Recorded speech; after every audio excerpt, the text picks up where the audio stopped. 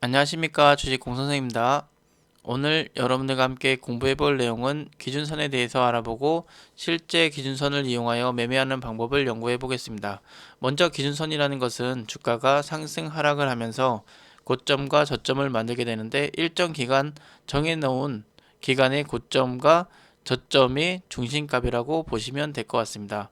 주가가 상승을 하면 기준선 값이 오르게 되고, 주가가 하락하게 되면 마찬가지로 기준선 값이 하락을 하게 됩니다. 우리는 이러한 기준선의 원리를 이용하여 기준선의 지지와 저항 삼아 매매하는 방법을 배워볼 텐데요. 기준선 역시 보조지표이기 때문에 100%는 없습니다. 그렇기 때문에 다른 지표나 여러분들의 노하우 경험, 시장의 분위기를 살피며 승률 높은 매매를 만들어 보시고, 단타는 손절의 기준을 꼭 세우셔서 꼭 실천하시기 바랍니다. 그럼 실제 차트에서 기준선을 설정하는 방법부터 배워볼 텐데요. 또 다른 종목들을 살펴보고 복기도 해보고 대응하는 방법과 여러 가지 사례들을 공부해 보도록 하겠습니다. 그러면 차트로 돌아와서 이렇게 보면은 메뉴 버튼을 누르시면요, 이렇게 이제 여기다가 일목균형표를 적어주시면은 이렇게 나오는데요. 그러면 일목균형표를 클릭해 주시면은 이렇게 이제 뭐 난잡하게 나오는데요. 다른 거 다 지울게요. 여기 위에서 이렇게 누르시면은 이렇게 라인 설정으로 들어가서 다른 거 다 지우시고 여기 기준선 하나만 남겨 놓으시면 됩니다. 자, 기준선을 조금 더 오늘 공부해 볼 거니까 이거를 조금 더 진하게 한번 제가 검은 색깔로 표기를 해 보겠습니다. 자, 그리고 나서 오늘은 그 기준선 위주로 공부를 해 볼 테니 요거를 그 이평선도 한번 지어 볼게요. 자, 그러면 이렇게 기준선 하나만 남게 되는데요. 그럼 이제 본격적으로 이 기준선에 대해서 한번 공부를 해 보겠습니다. 주가가 여기 보시면은 이렇게 상승하고 나서 거래량을 동반하는 게 조금 더 신빙성이 높은데요. 이제 우리가 이제 꼭 이 기준선 이것만 보는 게 아니라 뭐 추세라든지 아니면 뭐 저점, 뭐 쌍저점, 뭐 이런 뭐 채널들 돌파하는 흐름 이런 것들을 다 살펴봐야 되는데요. 오늘은 이런 것들은 뭐 다른 그 제 동영상에도 이제 많이 나와 있는데요. 오늘은 이 기준선을 이용한 요 기준선 위주로 한번 설명을 해드리도록 하겠습니다. 자, 이렇게 주가가 상승을 하게 되면 이렇게 기준선이 이렇게 쭉 따라 올라가는데요. 이 기준선을 어떻게 이제 설정을 그 가격을 어떻게 매기냐면요. 여기 같은 경우는 26이라는 것은 캔들이 26개를 얘기하는데요. 26개. 그러면은 예를 들어서 이 날짜부터 이렇게 쭉 그어 보면은 지금 보면은 여기서부터 여기까지가 26개예요. 여기 26개. 그러면은 여기서 저점과 여기서 가장 저점이 어디죠? 여기잖아요. 저점과 여기 저점이고, 그리고 고점은 어딜까요? 여기서 가장 고점은 여기까지니까 여기가 고점이겠네요. 그랬을 때 여기에 중심값이죠. 중심값. 요 자리에서부터 쭉 내려와서 여기에 중심값. 지금 보면은 기준선이 요와 있는 거죠. 여기 와 있는 거죠. 자, 이런 식으로 계산하면 되고요. 항상 이제 주가가 하나씩 오른쪽으로 이동할 때마다 옆에 있는 한 칸씩 지어진다고 생각하면 되는데요. 그럼 또 한번 여기서부터 클릭해 볼게요. 여기서부터 26개. 자, 여기까지가 26개죠. 여기서부터 여기 안에 갇혀 있는 가격 중에서 가장 고점을 찾아보면 여기겠죠. 그리고 저점은 여기겠죠. 자, 여기서 이렇게 똑같이 그어보고 중심선을 어느 정도 이 정도 그어보면은 여기에 닿은 기준선 값은 여기 중심선이겠죠. 자, 이렇게 그 기간은 여러분들이 정하기 나름인데요. 이제 보통 기준 그 기본 수치는 이렇게 되는데요. 그러니까 여러분들이 이렇게 보시면 되고, 그러니까 이렇게 이제 이해를 하시면 되죠. 고점과 저점 일정 기간에서의 평균 중심값이라고 보시면 되죠. 그러니까 2분의 1로 나눈 거예요. 자, 어떻게 보면은 주가가 지금 같은 경우는 이 종목은 이렇게 상승하고 나서 이렇게 딱 중심선에서 눌림이 나왔는데요. 가끔 가다가 이렇게 내려갔다가 이렇게 올라가는 경우도 많아요. 또 이제 이탈하고 떨어지는 경우도 많기 때문에 이제 이런 것들을 우리가 이제 사례에서 지켜보고, 또는 이제 이렇게 지지를 받을 수도 있지만 또는 이렇게 올라가다가 저항을 맞기도 하죠. 이렇게 맞기도 하고, 그러니까 이런 것들을 오늘 그 다른 사례들을 보면서 잘 된 것도 보고 안 된 것도 한번 살펴보도록 할게요. 그러니까 또 그 기준선이라는 것은 이게 보시면은 이렇게 역배열되었을 때 그러니까 넘지 못하고 계속 이게 똑같이 주가의 힘이 하락의 힘이 강할 때는 이 기준선을 넘지 못해요. 그렇지만 이 기준선을 넘을 때 확실하게 넘을 때 이 거래량이 같이 동반해 주는 게 좋고요. 자, 이게 넘고 나서 우리는 이제 중심선 이 자리에서 지지를 받는 걸 확인하고서 손절선은 이런 자리에서만 딱 기준을 정하고 이탈하면 손절하겠다, 이제 그런 기준을 정하고서 들어가는 거겠죠. 무조건 우리가 이제 처음 말씀드린 대로 100%는 없기 때문에 이렇게 해서 중심선에서 눌리는 이 기준선에서 매수하는 게 처음에 매수를 하는 게 아니냐라고 이제 말씀할 수 있는데, 우리는 항상 말씀드렸잖아요. 100%는 없다고. 만약에 이런 흐름이 나온다 그랬을 때는 매수를 해볼 수 있고, 이탈하면 바로 손절해야겠죠. 물론 아까 설명드린 것처럼 여기서 놀다가 이렇게 올라갈 수도 있어요. 그렇지만 항상 우리는 손절은 이런 자리에서, 그리고 손절 꼭 이 자리를 이탈했을 때 손절이 너무 잦아지고 좀 많다 했을 때는 우리가 이런 자리에서 또 갭 구간까지도 볼 수 있겠죠. 이런 자리까지도. 그러니까 요거는 제 노하우고 이제 저 나름대로 이제 공부한 것들을 토대로 이제 매매를 하는 거고요. 이제 무조건 꼭 요 자리 딱 왔을 때 사고 이탈하면 손절하고, 이제 그런 매매는 초보자분들 이제 좀 많이 이렇게 당황스러워하시, 좀 막 이런 사례 될 때 언제 이탈하면 언제 손절해요 막 이렇게 물어보시는데요. 자, 요것처럼 단기간에 이렇게 바로 회복하는 거는 손절 이렇게 이탈했다고 보진 않아요. 그러니까 이런 것들. 그러니까 또 예를 들어서 우리가 이제 이렇게 딱 보시면은 여기서 바로 딱 지지받는 게 나왔는데, 만약에 여기서 살짝 이탈했다가 이렇게 가는 경우도 있잖아요. 그러니까 이런 경우도 어떻게 보면 기계적으로 했을 때는 손절했다가 또 여기 올라올 때 사는 게 맞죠. 여기도 마찬가지고. 그러면 여기서 아래 꼬리 달았을 때 손절했다 다시 올라올 때 다시 재매수하고. 그러니까 손절은 짧고, 그러니까 여러 번 하더라도 크게 한번 먹으면 된다, 이런 마인드로 하실 거면은 그래도 되는데, 그러니까 그게 아닌 분들은 여기서 이탈해도 여기까지는 또 여기 갭 구간에 이 종가 상한가, 여기 상한가인가요? 상한가네요. 상한가의 종가 기준으로 했을 때 이 자리가 또 지지선이 될 수 있기 때문에 또 여기까지도 지켜볼 수 있겠죠. 그러니까 이런 식으로 여러분들이 여기서 이제 나는 이탈하면 여기서 손절할 거야, 아니면 여기까지 볼 거야, 아니면은 나는 분할 매수로 한 번 더 뭐 크게 봐서 여기까지도 보겠다, 이런 분들. 그러니까 매매하는 요령이나 이런 그 방법은 여러 가지가 있기 때문에 여러분들의 그 시드, 그러니까 머니에 맞게, 또는 여러분들이 뭐 단기 매매를 즐겨 하시는 분들, 또는 조금 나는 좀 끌고 가겠다 이런 분들, 그러니까 그 여러분들만의 스타일을 찾으시면 되고요. 그러니까 오늘 그 다른 얘기를 하면 또 얘기가 많이 길어지니까 오늘은 이제 기준선 위주로만 이제 설명을 해드릴게요. 아까도 이제 그 설명드린 대로 기준선을 이렇게 강하게 돌파했을 때 기준선이 이렇게 따라 올라오면 되게 천천히. 그랬을 때, 자, 이게 눌림 이런 자리에서만 우리가 이제 매수를 해보고 또 빠르게 대응을 한다, 이렇게 생각하시면 되고요. 그러니까 이렇게 설명드린 것처럼 아까 이제 이런 사례가 나왔네요. 이렇게 왔다가 여기서 우리가 이제 지지를 받아야 되는데요, 그렇죠? 근데 이렇게 이탈을 했다가 이렇게 올라가는 경우도 있으니까 여러분들이 이런 걸 체크해 보셨다가, 만약에 이제 이탈했을 때 어디까지 볼지, 여기 뭐 저점까지 볼지, 그러니까 이런 것들을, 그러니까 방향성, 우리가 이제 강하게 상승한 것들은 항상 이렇게 죽더라도 한번 이렇게 뭐 싼 고점을 찍든, 아니면 뭐 이렇게 고점 신호가, 다른 고점 신호가 나오든지 이렇게 한 번은 올려주고 죽는다, 이제 생각을 해보시고, 그러니까 지지를 받으면, 그러니까 많이 상승했다가 조정이 크게 나오면 한 번 더 이렇게 상승을 줄 수 있다, 이제 이런 관점에서 기준선이 위를 보고 있다면, 이렇게 위로 쭉 올라왔을 때 힘이 아직 남아 있다면 이런 매매를 해볼 수 있고요.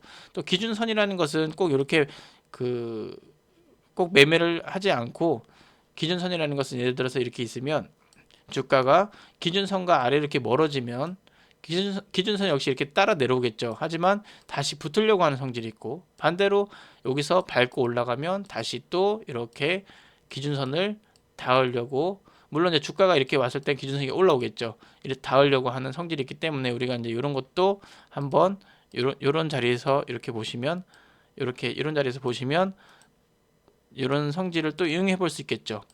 기준선을 중심으로 봤을 때 주가가, 자, 여기서 멀어지면 일정 구간 멀어지면 다시 붙으려고 그러고, 다시 또 위로 멀어지면 다시 붙으려고 하고. 그러니까 기준선이라는 것은 이렇게 기준이 되는 것이지, 무조건 이제 이 기준선이 100% 맞다, 또는 뭐 틀리다 이렇게 이제 이렇게 말씀을 드릴 수 없는 내용인데요.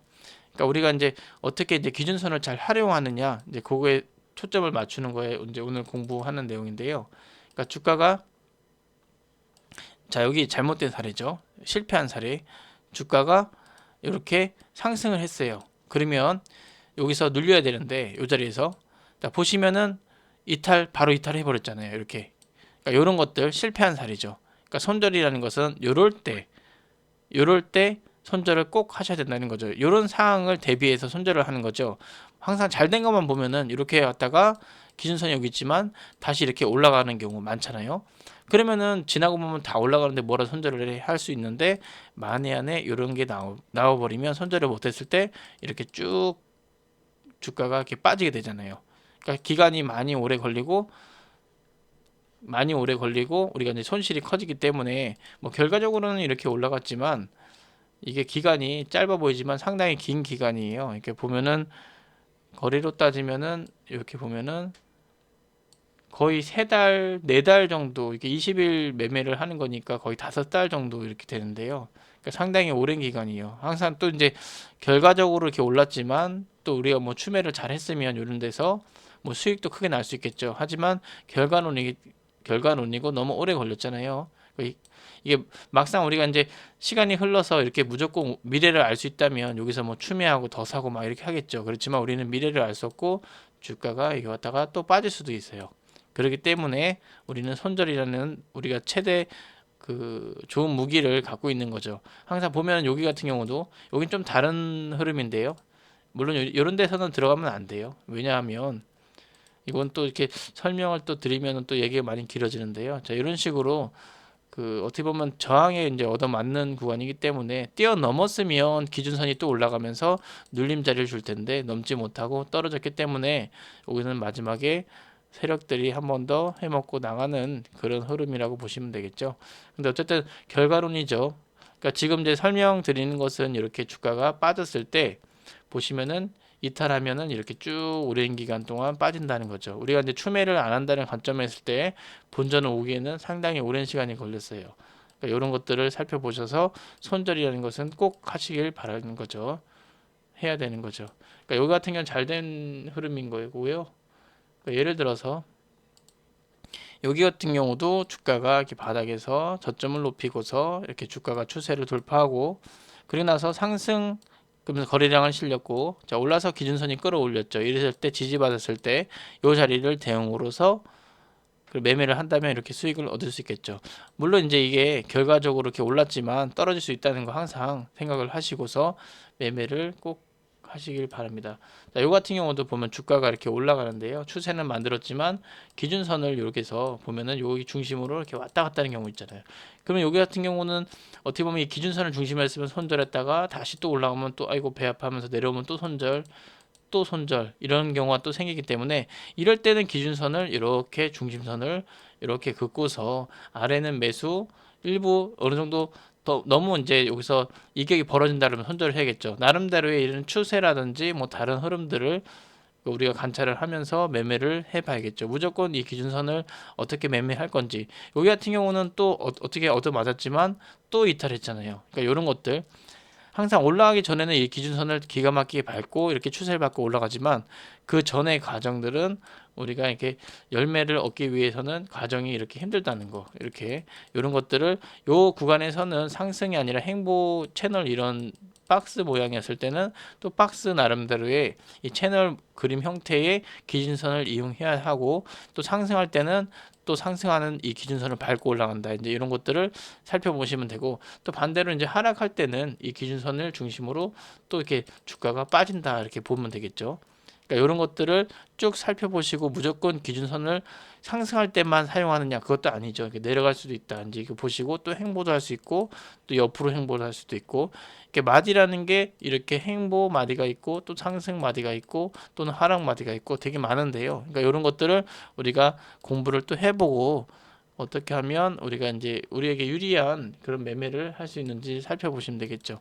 예를 들어서 요 같은 경우도 주가가 이렇게 올랐지만 여기서 이제 살짝 맞고 올라왔죠. 이런 식으로 기준선을 밟고 이렇게 올라갔는데요. 그러니까 이런 것도 참고해 보시고요. 그러니까 항상 사례는 많기 때문에 우리가 공부를 해보는 거겠죠. 주가가 올랐을 때 여기서 눌려야 되는데 못 가고 빠졌어요. 자, 이래서 손절이라는 게 중요하겠죠. 손절을 왜 하는지 이런 데서는 왜 해야 되는지 이런 것들 보시면 알 수 있을 것 같죠. 여기서 이제 만약에 이렇게 올라갔다 하더라도 결과론이지만 우리는 항상 이런 데서 손절을 해야 되는 이유 이런 것들 나오죠. 그러니까 여기서도 올라가다가 여기 바닥에서 이렇게 놀고 주가가 살짝 골프하고 다시 이 박스 안에서 놀다가 골프하고 다시 흐름을 바꿔주면서 저점 올려줬죠. 그럼 상승 나면서 거래량이 여기는 이제 결과적으로 거래량이 많지만 여기서 봤을 때 거래량이 또 많겠죠. 자, 이런 거 봤을 때 우리가 이 기준선을 누려볼 수 있는 거고, 만약에 이탈하면 여기 손절해야겠죠. 자, 왜 손절을 해야 되는지는 이제 아까도 설명을 계속 드렸었는데요.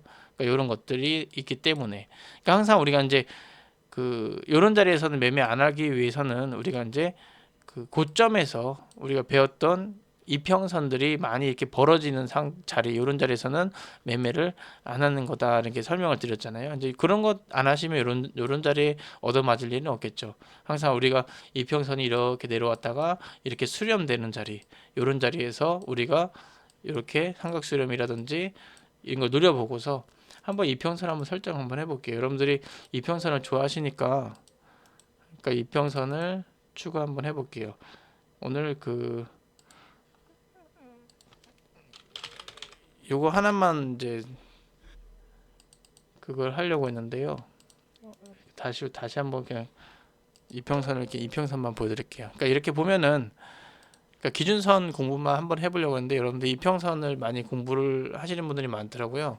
그래서 이제 이평선 이렇게 보시면은 이렇게 모여 있는 거를 볼 수 있는데요. 이렇게 이평선을 이렇게 모여갖고 이렇게 올라가는 모습 있잖아요.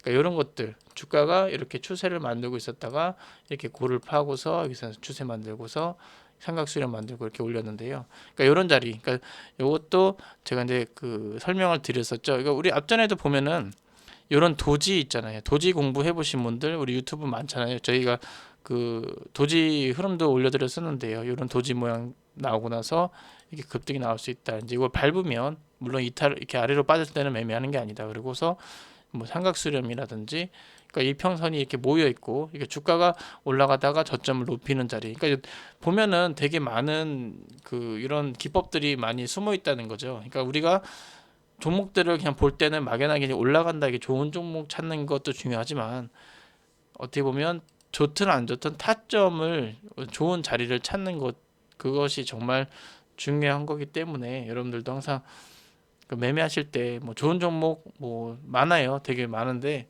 그런 종목을 찾기보다는 좋은 자리, 바로 이제 올라갈 수 있는 자리를 찾는 게 더 좋지 않나. 이제 아무리 좋은 종목이라도 이런 데서 사면은 나중에 올라가더라도 이런 자리에 사면은 우리가 손실도 크고 스트레스도 많이 받기 때문에, 우리가 아무리 나쁜 종목도 이런 자리에 사면은 이렇게 올라와서 수익을 바로 낼 수 있잖아요.